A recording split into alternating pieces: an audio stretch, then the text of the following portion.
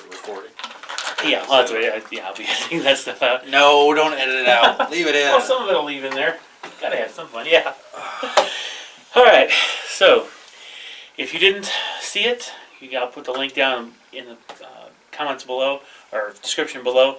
Our very first Warlords of Erehwon game. Someday eventually I'll actually remember the name of the game. Yeah. Actually, what's kind of interesting, I can't believe I never realized it on my own, but I was reading Rick Priestley's blog. He's actually set up a separate blog for that. That's the link I sent you. And in it, he kind of explains how he came up with the concept. Then he talked about, the people, of course, ask, like, every fantasy place has where's it set, right? Lord of the Rings, Middle Earth, 40K's got its own, now 2 stories. Yeah. And he said it's literally nowhere. It's just the whole idea is, let you do your own thing. That's cool. And never realized it before, but Erehwon is nowhere spelled backward. Holy crap, Yes, it is. I know. It's like, gosh, why didn't I notice that? That's something I would do. Wow, I wonder how many people have looked at that and never noticed it. Good question. So it's easy to remember how to spell it now. It is. That's wow. I know. Well, anyway, so yeah, this was a really fun game. No spoilers as far as how it ended up, but as far as the end goes. But I'll tell you, one of the first things that stood out was being fantasy battles. My mindset had to change completely. Yes. Even though I was running elves, and I had my bows, and there were only 3 units or 2 units out of my army that could actually shoot. I'm not used to that. No. I'm used to running, in fantasy games, running swarms, because I run Skaven, mainly in, like, Age of Sigmar, and there's shooting in that, but it's usually you're just throwing blobs and blobs of people, and just eventually you're going to get there and... Well, that's when we finally closed ranks. That's when things got really, really hard. And I see the difference now between medium armor and heavy armor or light armor. Yeah, that's a good upgrade. It is. It doesn't cost much. No. It doesn't look like much, but it makes a big difference. In D10s. In our game, I was surprised that even though we've got a lot of exposure to bolt action, there's enough difference in this game to look up a lot of rules, right?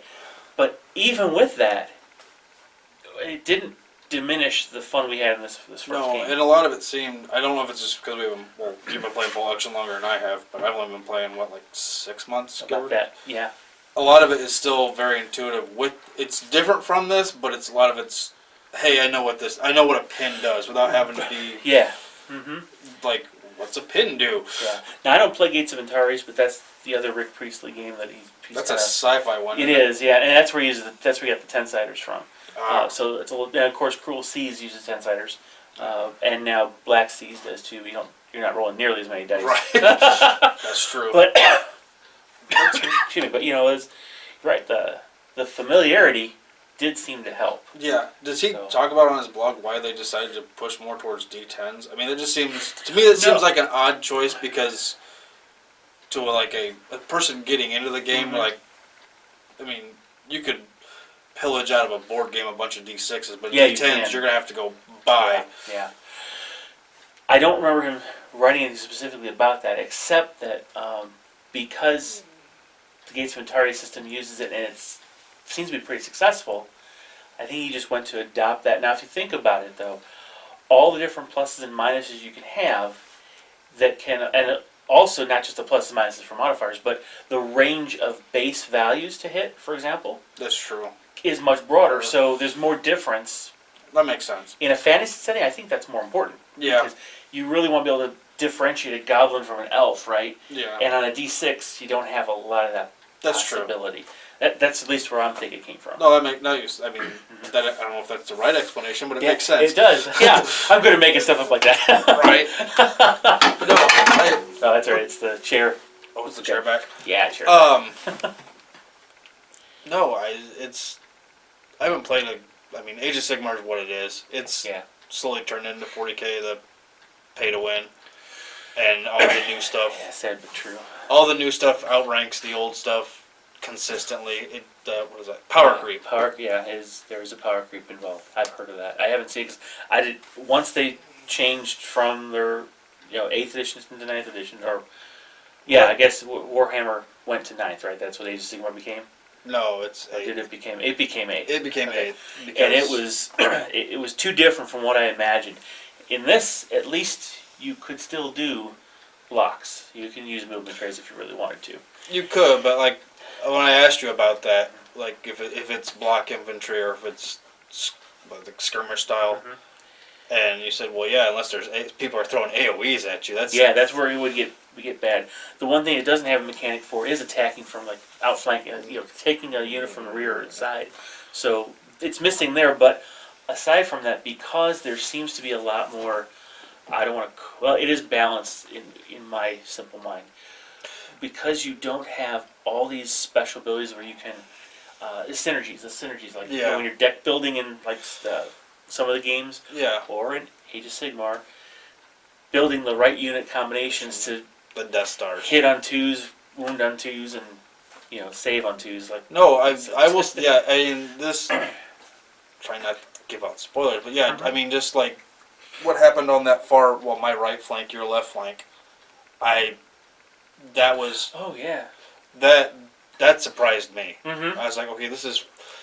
My first thought was that, well, I don't know if just because my army didn't have any shooting. I don't know if shooting's too strong. Oh no, elves are too accurate. Because elves have a 6 accuracy. Most other things have less than that. Okay. And when you have a longbow, which elves are probably are not the only ones with longbow, but because it has that strike value, it has an AP -1. Okay. Most of the bows don't. Crossbows do though, and humans have a lot of crossbows. Well, that makes sense with a crossbow. Yeah. But no, I don't know So if it's. I mean, that I think would have to go into more like list construction on my side of realizing. Yeah, it would. Maybe if I wouldn't have taken what I taken in that list and taken out that carry-on beast and bought like a cheap unit of like zombie screeners. Yeah. May have been. Yeah, it might have. I'll have to again look at the rules and take a look and see. I think you're able to shoot over a unit at a large monster, right? Right. But against a lower monster, you can't shoot through. Well, even just to have that meat shield, like the zombies, they're gonna get in there eventually, and you're gonna have once they get up close enough, you're gonna have to switch from targeting the stuff that's behind it, is going to kill you, to the stuff that's in front of you, that's the immediate threat. That is true. Yeah, you will. That's a list building thing. That has nothing to do with the game. No, absolutely not. But I mean, it does because like the fairness of that. Because I mean, you looked at what was on that flank. Should not have, in just looking at, like from a. You wouldn't have expected what happened, but again, I did get pretty good with that one roll. Yes, you did. I kind of like the mechanic with the monsters because it's not so automatic that you're gonna knock them out of the sky. Is there something like that for war machines too? Yes, there because it's kind of like Files of Chariots. Okay. And actually, let's take a look at because dwarves have some things like that. I think the Skaven definitely do. I don't believe that there is anything. I mean, like a separate chart, like where you roll like the damage. Right. No. You said there was a chariot one though. There is one for chariots, and I'm taking a look at what do we got here. For example, the Juggernaut, which is a mechanical contraption. Flying Machine is a monstrosity unit. Yes. What was that dwarf? The steam thing? Juggernaut? Is that what you said? Yep. What is that? Dwarf steam Juggernaut. That's a monster unit, though. Well, that's what they do. So any of the big stuff. Now, artillery, maybe not. They're not, because artillery is a separate unit. So cannon, you're going to be killing the individual crew members. And that's really Oh, that's right. Yeah, I did see something in there about. But things like chariots. Almost like the bolt action when you're losing crew members. Right, crew members for artillery, as opposed to a vehicle, right? So you can actually have a damage table. And that damage table is really where you can either get lucky or not. Right. I like that aspect of it. Not just very much so. Not the 40K thing of I've just filled it full of bullets, so it's slowly breaking down. Yes. It's no. There's a separate thing that happens. This. No, I'm. Yeah. It was thrilling to watch because I knew you didn't have shooting. Didn't know going in until I saw what you were bringing. But when I saw your stuff starting to come in, there was the tension began to build because I knew I only had small units, and I can't I can charge you, but I can only charge one unit at a time. I couldn't kind of group up and go in like you can with 40K or Yeah. So every small unit that charges you is at a disadvantage. It has a slight advantage on a charge as far as hit, but number of dice I'm throwing is a little bit less than what you had, and you had the better armor, and so there was always that tension. I was worried about committing too soon, so you ended up actually coming up the table pretty far before I did something. I had to though. It was smart. Yeah. I mean, like with that last turn. I mean, yeah. So I mean, like that last turn where the one cavalry guy, I had to make a choice. I was like, well, I can't. Because I was out of range, that one unit got like 2 inches. Yeah. Irritating. But no, because I had to do what I did with him, otherwise I would have lost the game. More than You're absolutely right. Yeah, you're absolutely right. Because cause all I needed was to basically kill the one model. The one model. Now, yes. granted, he had a reroll for resilience test, but still. I failed the resilience test. Yeah, that's true. You can't reroll the 10s, which is what happened on one of yours. Yeah, you weren't allowed to reroll the 1. I don't know if it's just the system that is like this, or just because I'm sure part of it's that is one of the things I like about this over stuff like Age of Sigmar, and even to some degree, kind of like over I can't think of any other game or 40K obviously. Trying to think of some others. Did you do Kings of War? I did Kings of War. I didn't get to play that yet. Even over that and even over War Machine and Hordes is the. Oh, you did a lot of that, yeah. I did that for like 3 years. Yeah. Is the. I think it's Warlords the only person I know that does the alternating, like pulling the dice out of a blind bag dice. That adds so much more tactical thought process. It makes the game. I mean, just learning the game, I think that would because that threw me off in bolt action. I'm not gonna lie. Getting used to that. But once you're used to that, it's like, okay, it adds so much more tactical depth to the game. I agree. I do enjoy that. I wish 40K would go to that mechanism, even if it's not an order die. It's just chits out of a bag and say who gets to move the next unit. That would be an improvement because they don't have the whole Alpha Strike kind of thing going on. Yeah, it's with this game and even with bolt action. I mean, I hate to keep comparing it to it, but because it's like a sister game more or less. It's I'm sure there are armies because I haven't played that long, but can do the Alpha Strike thing.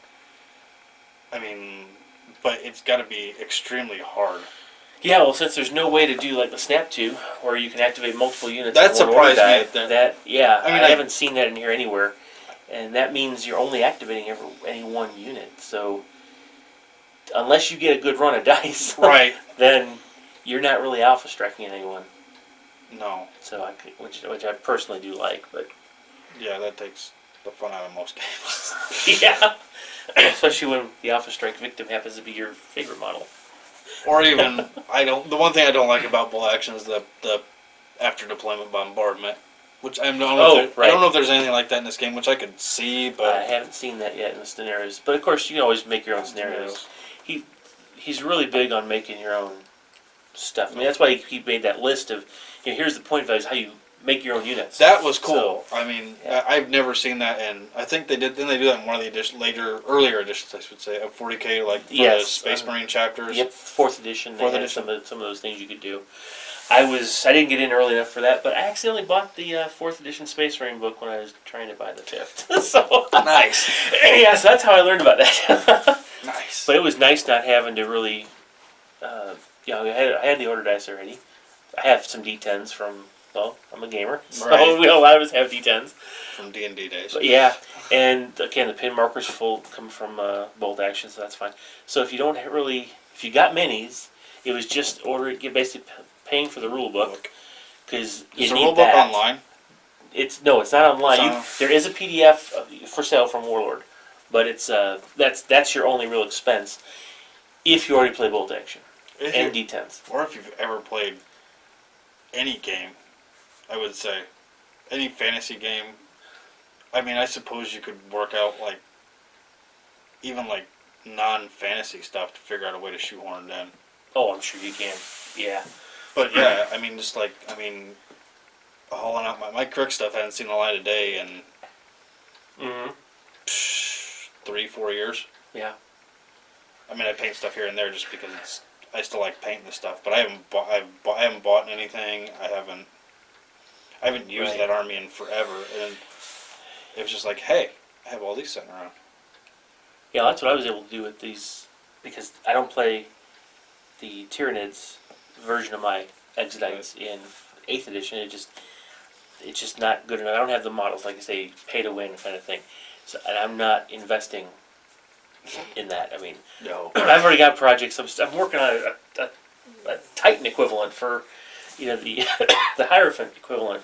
And You're still working on that. yeah, it's just, and if my motivation's kind of gone because it's not as great a unit, but I would rather play something else with the models I've got. So I was able Right. to dig those up and play with these. That's what I like, and I think that's where stuff like this game, which you guys said this game had been out for a while.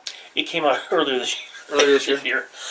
I thought it was first part of the year. Yeah. It's just games like this, and like Kings of War does it too. Kings of War is just like, use whatever you want, we don't care. Oh yeah. Well, that's the neat thing about this. In the very last page of this book, it actually is a list. I saw that. Of what model? Here's mini manufacturers, and that's so nice. And throughout the book, the illustrations of models, they tell you what it's from. And again, Rick's whole point was being able to let us have a game where we can use the models that are sitting in our closets we have to play with. And I don't know if, I'm sure there was game systems before, but it's the game system that I know of that started doing that the most, at least that we started playing, I should say, was Frostgrave. Frostgrave's like, we don't care what you have, we don't care what you want to use, these are the rules, and the rules are rules. It's like, use what you want to use. You want to use, yeah, that's a lot of fun. You want to use a bunch of Space Marines, say they're knights, go right ahead, we don't care. Because I know when Ash from Grill mentioned it, when he ran his full-long campaign, and the dude that, Epic Duck Studios, the painter guy. Oh yes. He used those. Mike. Yeah, he used the Mouseling. I remember seeing those. Yeah. Like he could hide, and it was like that's so cool. And it's like there's nothing. It's model to model. You can't see. You can't see it. Yeah. And of course you can't see over. Right. You can't see it either. Yeah. But no, so I think it's smarter for them to go more towards that route. I mean, I know I've seen that they've released a couple starter armies. Yeah. Most of them. From their kind of warlord starter armies. Yeah. The orcs and the undead. Undead. But they're offering some of the Mantics or Oathmark packs. So you've got like 30 elf models or 30 dwarves. I didn't know that. Those are out there, yeah. And they built the list for Gnolls because of Frostgrave. They have the Gnoll soldier kit. The soldier kit from Frostgrave. There you go. The barbarian kit from Frostgrave is the barbarian. There was a barbarian Frostgrave kit. Yeah. Cool. Bunch of 20 barbarians, and you mix and match the models. The key there is make sure you've got the rule list. I'll go ahead and put Rick's blog link in the bottom. That way you get to the actual current army list stuff. And you can see the specific combinations of weapons that you would build to if you're interested in those type of armies. So if you think about it, Frostgrave soldiers, the Frostgrave Gnolls, the Oathmark I know has dwarves, I believe skeletons and elves. Then you've got the barbarian kit. So there's six kits right there, and you just need to know how to build it by looking at what's in the rules. And you said the point level is well, I've heard reviews are 600 to 800 points is kind of a sweet spot for it, but it can go up to 1,000. Well, yeah, I mean, like we were talking about. I mean, we took us it was like 3 hours, but that was looking at rules. We were looking at rules for half the time. Half time. So like a 600-point game, we figured like 2 hours. Maybe. Oh, that'd be at the long end. That'd be an hour and a half at the longest. Yeah, because it's like a small bolt action game. Yeah. at that level. But I had 5 units, you had 4 units. Yeah, that so was. the order dice are come out of the bag like that. I like that about it too, and I think it's Mhm. smart to. Yeah, every once in a while, like when we were playing 40K, like once every 3 months, every Oh, "Hey, yeah. let's throw down a pocket throw. Yeah. But being able to, even just a regular 40K game back then was still like three and a half hours. Yeah. Right. And I think it's smarter that the industry is shifting more towards stuff like this. Like, it's smarter to make the games be able to be quicker, so yeah. you can get more games in. Right. Yeah. Or you can. The system's strong enough that you can go with the large battles. So you can do all of it. And I do enjoy when we play the 450 point games, combat patrol stuff. Yeah, that's you fun. get 3 of those in a game night. Yeah, a long game night, but still, that's an hour and 15 minutes game. Really, it's about it. Especially if you limit the number of dice and limit the number of the types of models, like a typical combat patrol event would. You're going through time like that. Because we did one night. I remember we did 3 games. I forget who Joker and I were there. Yeah. Was it you? Yeah, it was there. We did 3 games between us. Yeah. Or was that? Yeah. So it was us. So that's the beauty of the combat patrol side. I'm sure you could do something like that with this too. Oh, absolutely. Okay, because it's a small point. But they say below. Again, these are people commenting on different forums and such. They're saying below 500, it's kind of hard to put together a fun, flexible army Probably because the one thing I noticed about this, and that we found out at the end of our game, is that command units are pretty expensive. They can be very expensive. Especially the way I bought mine. The way I bought mine was 170 something, 175 something like that. Yeah, that's real close to what mine was.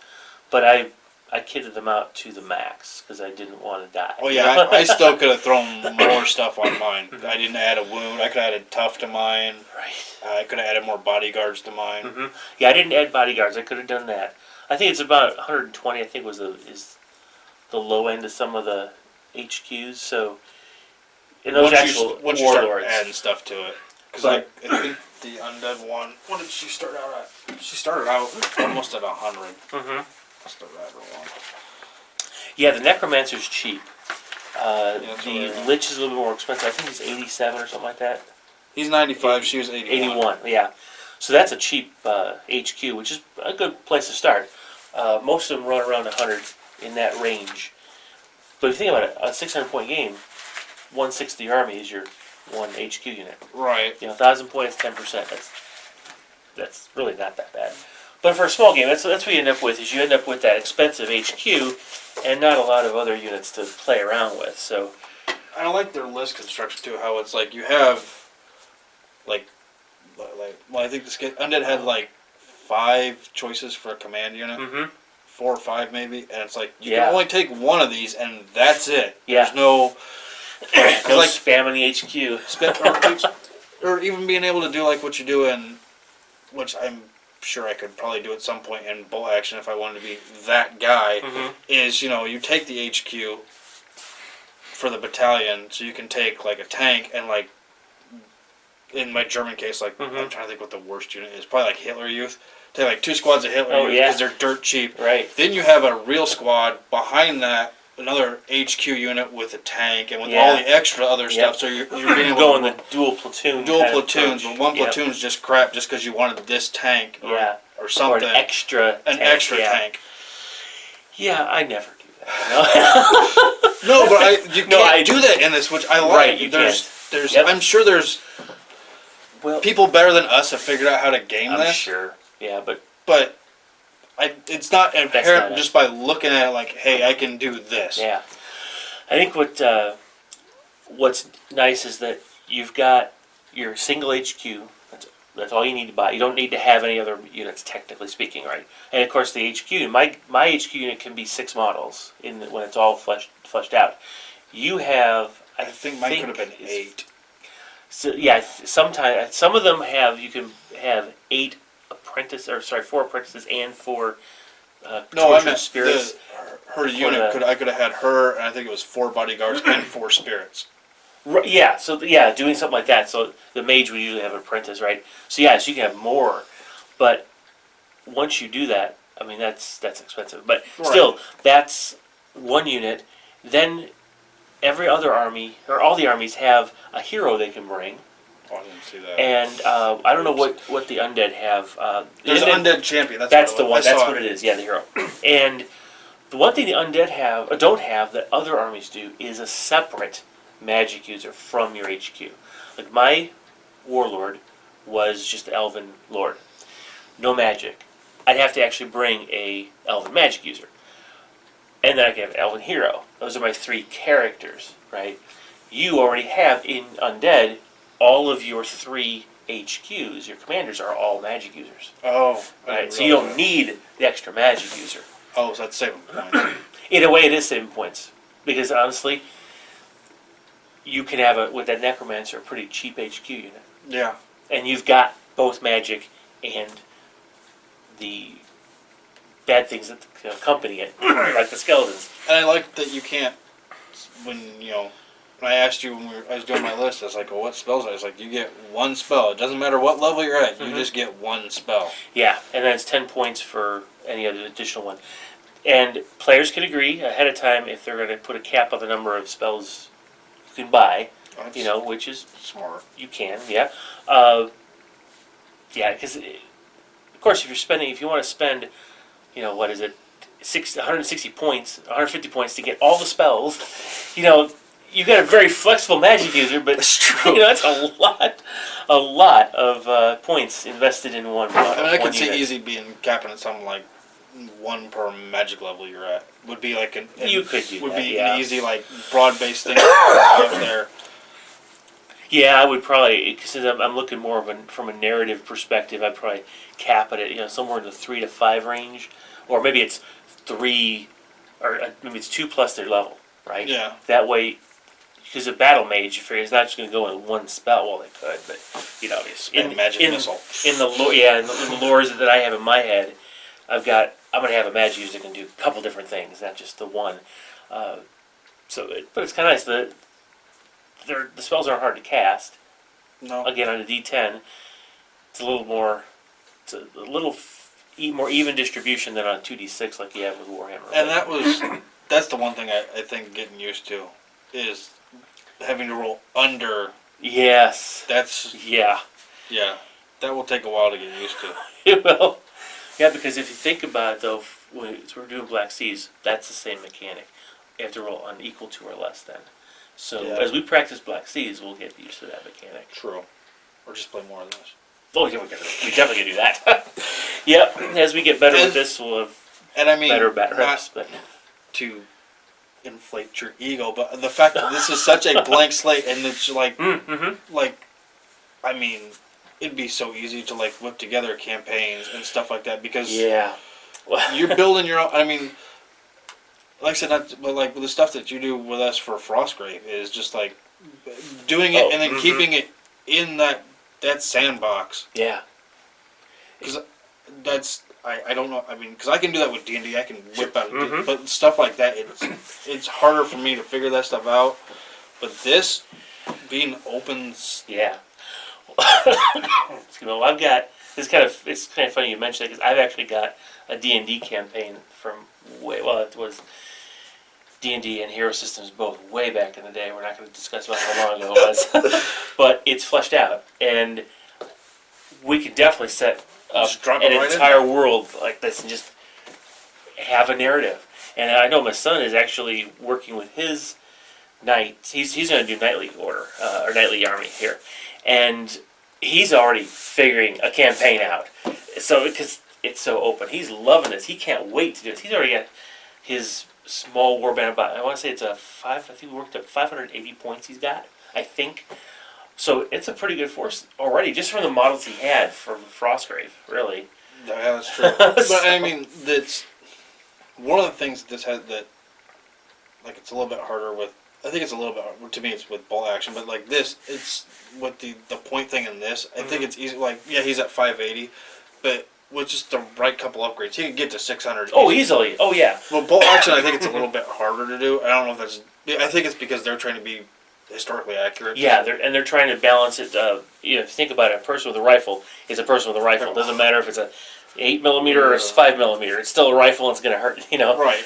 Here, you got a little bit more Flexibility. to play Maybe with. it's like the old 40K thing. Oh, my list is like 5 points short. Oh, I'll just throw a frag grenade on somebody. Yeah, exactly. You can do this with that because, like, oh, well, he's just going to have heavy There's armor. a few things you can do. Excuse me, there's one thing that was interesting here is when you build a unit, the whole unit has to be armed the same way.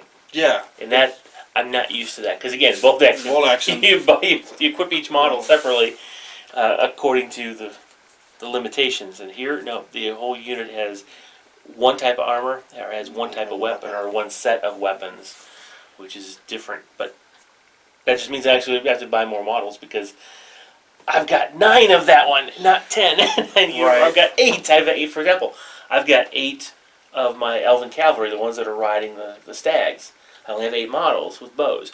I wanted to have a full unit or 2 units, but I had 2 units, that's a minimum of 5. Oh. So I'm 2 models short of that. Gotcha. Or I'd like to have a full 10-man, because you look at a 10-man skeleton unit with medium armor, that's a lot of potential. Well, if I don't have 10 guys on horseback or stag back, I'm running short. You don't need to, because like that skeleton guard unit I ran was 8, and it was 8. I go up to, and the only reason I was like, well, I got the extra points because there's the 2 things I wanted to get on the table, and then the carry-on beast. When I was just like trying to figure out, and you were just like, no, bring what you want. Let's learn some new rules. I was like, all right. Oh yeah, no, absolutely. That's what this. It's in the spirit of what Rick's trying to do. So yeah, let's bring models. I mean, we're going to be looking up rules anyway. True. It's not going to detract from the game anymore. Because it would be that or have the Krix army is so weird in War Machines. Part of it is undead pirates, and so I have a. Oh yeah. I have a cannon that I was going to use as there's like a bolt thrower or something that they have. Oh yeah. I was just gonna there's my artillery piece. I was gonna do that instead, but I was like, nah, let's throw that out instead. No, definitely. And let's see, golems, are they in here? Yeah, there's golem. Okay, so yeah, you were talking about your GX from mechanical, or the War Machine. So yeah, that's with because we didn't really go over this, but like with the monsters. Yeah, the monsters, you can just recruit them. Yes, they're actually the way they're listed. You either buy them as allied, bound, or wild.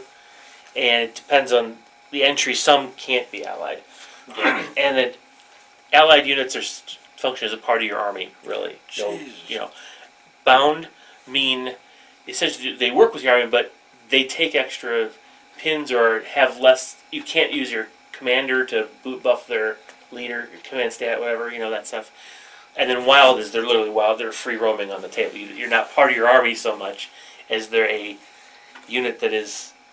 Well, it's kind of think about having a pack of a swarm of something charging ahead of your models, and you can't exert control over it with your leaders or what have you, but it could go rogue under certain conditions, so you have less control, which is why it'd be cheaper.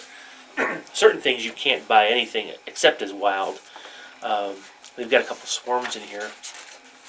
Forget where. Yeah, there they are. Yeah, see, swarms. These are like these are swarms of snakes or insects or things that bees. Yeah, swarm of killer bees. That's hilarious. Yeah. Well, when you have again writing a narrative to some of these areas where, for example, in the jungle, you think about mysterious. They used to have mysterious terrain in 40K and Warhammer. You could have those things. Some of those swarms come out of the different parts of terrain as kind of wild cards in the game. Yeah. So actually, I can, because it has the giant tree men and the dryads, I've got an army there with my exodites that I made from the dryad kits. I hated those things. I hate those things. So is there any limit on to what mercenary units you can take? No, not really, unless the actual unit specifies it. In the case of monsters, basically the players have decided how to include monsters, because you saw that monstrosity it has a lot of power, considering you have to roll on a table to figure out what happens, and you roll low enough, you're not doing anything to the thing. And so if you have 2 or 3 monstrosities on the table, it might be hard to really hurt that army. Yeah. Of course, you get good rolling and go the other way around. True. But when one of these things gets into close combat, you see some of these, the number of rules they've got. In this particular one, I mean, woodsmen will ignore cover as far as moving through trees. They can run through trees. Pathfinder. Exactly. You're going to have multiple attacks, Jeez. stubborn and tough and dread. So you're affecting the opponent's This models. is that one rule we were looking up. The MO. It gets 2 order dice. That's what the MOD Okay. is. All right. That's stupid. Yeah. So it could. One for the rider, I think, and one for the monster. That's a tree I'll man, double dude. check. Oh, that's right. So it wouldn't have it. Yeah.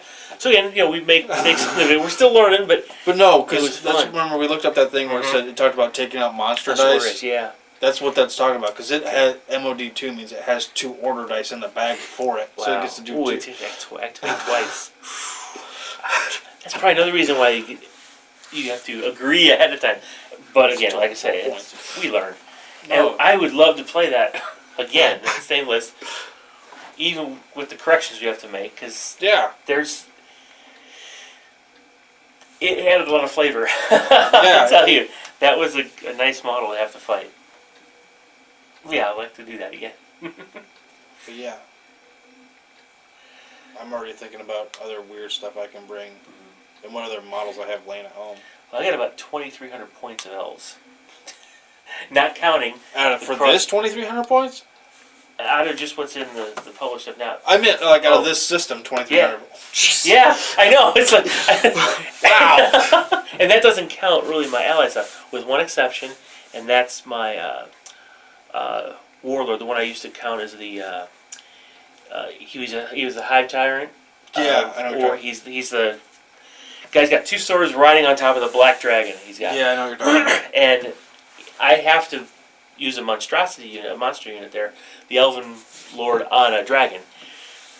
The only difference, I actually have to use a hydra rule because that dragon can't fly, and here, dragons fly, hydras don't. So, and yeah, it's 177 points or 200 points extra, so I could have 2,500 points of elves if I add that in. So yeah, I've got a pretty nice sized elven army already. Yeah. But I really want to do my lizard man. I don't have a live 800, I think, so not a whole lot. But that's if I'm adding some of the beasts, the like dinosaur things I can add, without getting too crazy. No monsters yet. I don't have anything that big. So. Well, that's why I gotta finish that hype time. There you go. Yeah. It's a huge model. It would be fun. Yeah. So you trying to tell me like my carry-on beast wasn't? Well, I mean, yeah, she got bigger than that, but still. It stands this tall, so yeah. See, that's called a distraction on the table. That would be, but it looks so cool. I can't wait to finish it. No, I mean like for the other army. It's Yeah, like it is. Gotta kill that thing. Yeah. Look how big it is. Well, it doesn't really do much. It won't. Not in the end. No, that's the important thing. So yeah, I'm looking forward to the next round. I don't know when we're going to do it. It won't be long, but We'll have to figure something out. I'm thinking. Well, you're busy Saturdays, most Saturdays though, right? I can get free Saturdays. Okay, because at the shop I want to start doing more of the Warlord stuff. Warlord stuff. Yeah, and so we can get in some more of these games. I'll be a little noisy there, so I probably won't do a lot of bat reps there, but we can do this here. I'll have to show this to Jake too, because Jake has a pretty good. Jake has a good old school undead army. Oh, nice. That'd be nice. Bring your 5,000 rat men points and I gotta look through that. That's Yeah. gonna be insane. that you're gonna have some fun with that. And being D10s, he's gonna be harder for him to roll ones. And he needs to roll. He needs to roll Oh, lower. that's right. He does. He's roll gonna low. be. He should be in good shape. Yeah. Wait, but I think remember Rogue Stars. He needed to roll high. I think so. Yeah, he. That game was. That game needs fixed. I like the idea of that game, but Yeah, I it's a don't. good concept, but yeah. I will save that discussion for another time. When Yes. Jake's around because I think that's his favorite. Or he doesn't want to do it. So we're gonna. We all wanted to do that. Yeah, we do. Because it looks so great, and then you dive into the game and you're like, none of this makes sense. Yeah. There's too many charts. The one thing I and dice rolls. The one thing I really didn't like about that game, it's the only game I've ever seen like that, is you had to roll the scenario and then roll the terrain for the scenario separately, and it's like, what the hell? Yeah. You can't plan anything out. It was a little kludgy, yeah. You had to like have a game store's worth of terrain just to play, just a quick pickup game. That's true. You did. Unlike this. No, yeah. So this is the few scenarios in here. Actually, the tables look like they're 4x4, which is what we played. Actually, it was small, but you go up to 1,000 points, you can obviously go with a bigger table. And with one of my favorite scenarios in 2 years ago in the General's Handbook for, I think it was 2 years ago. Yeah, it was 2 General Handbooks ago. Because this is so generic's not the. It sounds like you're talking down. Yeah, but I'm right, not. It's not. No. Is one of the scenarios in Age of Sigmar was, it was a 6x, which I mean you could cut it down. Actually, probably be easier with this. It was a 6x4 table because it's 40K. Yeah. It's divided up into 6 sections. Oh right, yeah. And the objective didn't. It was a meteorite strike. The objective didn't come down until turn 3. Oh, neat. So you didn't know where the objective was going to land to go get it. You could do that with this real easy. Yeah, you just divide it up into quarters.